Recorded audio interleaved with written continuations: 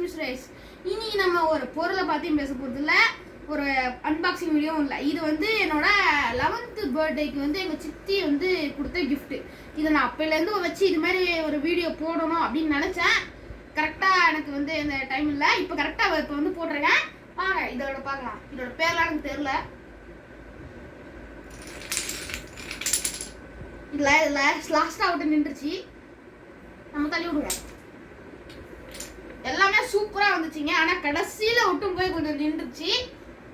இது நல்லா தான் இருந்தது. நாங்கள் நிறைய வாட்டி பண்ணோம். ஆனால் நிறைய வாட்டி இதை கூட தாண்டலை. இதோட இது வந்து இது எத்தனாவது டேக்குன்னு தெரியல. அத்தனை டேக் இதுக்கு எடுத்தோம்.